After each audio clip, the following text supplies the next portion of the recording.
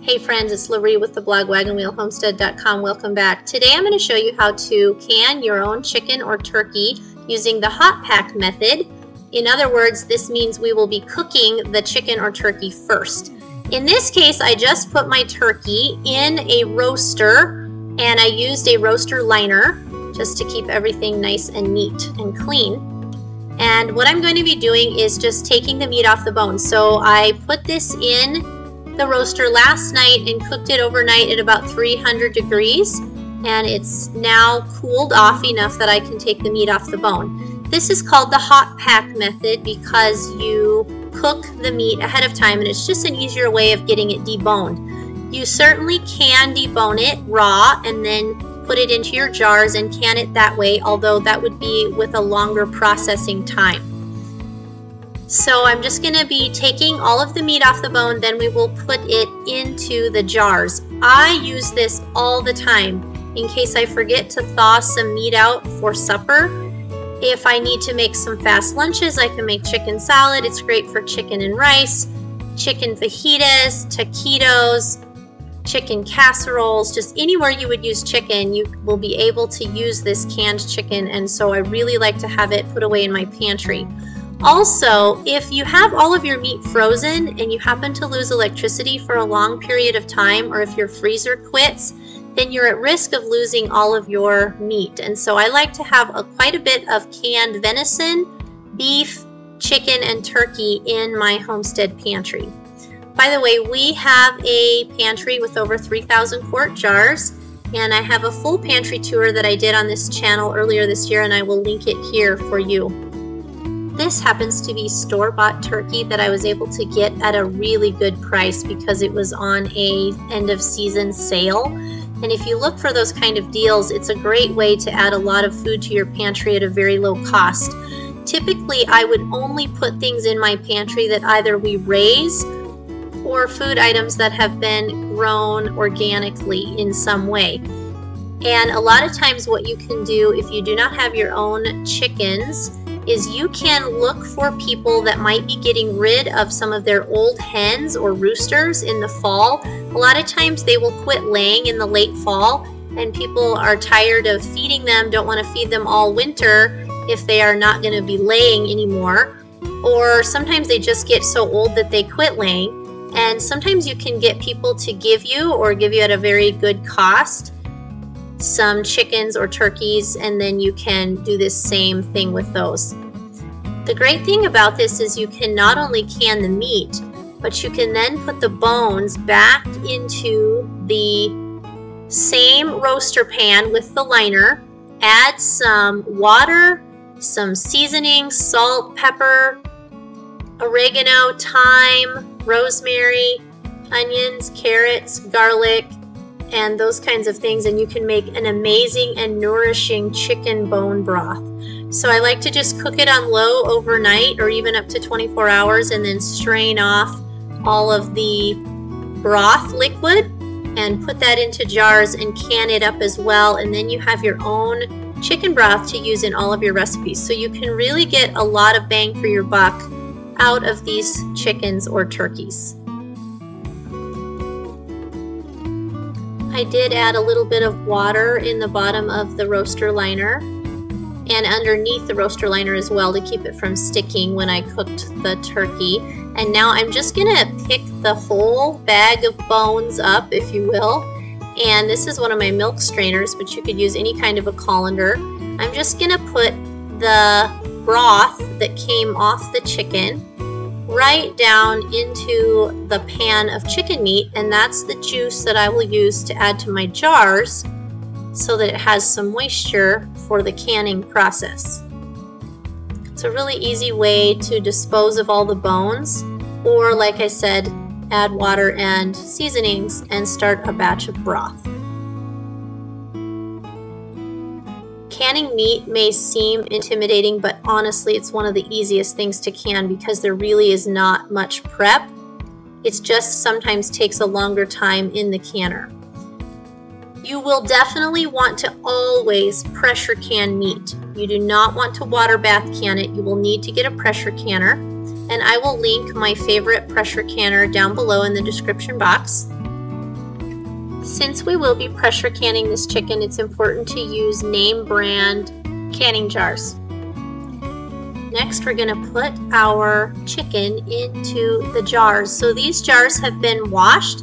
I do not sanitize everything like some people do because this is going to get so hot in the canning process under so much pressure that anything that might be in these jars without being sanitized is not going to survive. So you can just wash and dry your jars and then add your meat to the jars. And once they are full, then you can pour some of the cooking liquid or the broth from the chicken or turkey over the jars. And it's nice if you can get it within a ½ inch of the top of the jar, although it's not completely necessary. It's going to be just fine either way.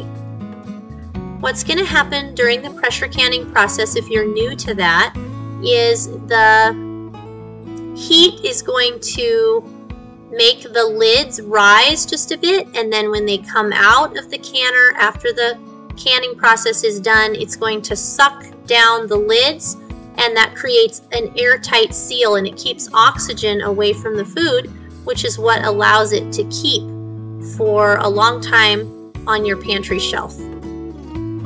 This will probably stay good for 1 to 2 years, although as long as the seal is good, I have used canned goods like this many years older than that. To just split it evenly, typically there's plenty. If there's not enough, you can always put a little bit of hot water in the jar, but you don't want to fill it any fuller than up to a ½ inch below the very top of the jar because you want it to have room to create that vacuum seal on the lid. And then you're just going to want to take a clean cloth and wipe around the top of the jar and around the outside edge, making sure there's no grease or anything. You can also put a little vinegar on the cloth if the grease seems to be a problem. Sometimes it can be with chicken especially. You want it really nice and clean so that the seal has an opportunity to connect. You can also put a little bit of salt, like 1 teaspoon of salt in each one of these jars if you prefer. My favorite canning lids are the 4 Jars USA canning lids, and I will put a link to them down in the description box below. I am putting this chicken into narrow mouth quarts because sometimes it takes 2 quarts of this chicken to make chicken salad for our family, so pints certainly isn't a good option for us, but you can sure can this in pints as well, and I'll be sure to put the information for the different processing times for pints in the description box. So then I just place my lids on top of each jar and then add a ring, and you can purchase those from 4 Jars as well. I recycle my rings from year to year, so I just have a bucket of rings that I keep in my pantry. Most canners will fit 7 quarts at a time. That's pretty standard. There are larger canners where you can double stack, and I think in this canner you could even double stack pints, but typically it's just 7 quarts at a time. We are going to can this at 10 pounds pressure for 90 minutes. So what that means is I'm going to put about 2 quarts of water in the bottom of my canner and turn on the burner, start getting it warm, then add my prepared jars of chicken. Then I will put the lid on and let it come to a boil inside, and what it's going to start doing is spewing some of the liquid that's in the canner out the top of the canner, and that's when you'll know that it's time to put the little pressure gauge onto the top of the canner. And once it starts to jiggle, then you'll want to turn down the heat and set your timer for 90 minutes, keeping it the same temperature the entire time. Every canner is just a little bit different in the setup of the pressure gauge, so it's always good to refer to your instruction manual. After the canner has been at 10 pounds pressure for 90 minutes, you will want to shut off the burner and let it cool on its own. Once it's completely cool, you can take off the lid and take out the jars and set them on your counter to cool. you will be able to hear the seals go pop, and it's a very satisfying sound. Once they are completely cool, and after about a day, I take off the rings. It's always best to store your lids without the rings. And this is what it looks like when it's all ready to go on your pantry shelves. Canning your own chicken or turkey really is that simple and easy, and it's a great way to have ready-made fast food homestead meals on your pantry shelf that are nourishing and healthy for your family.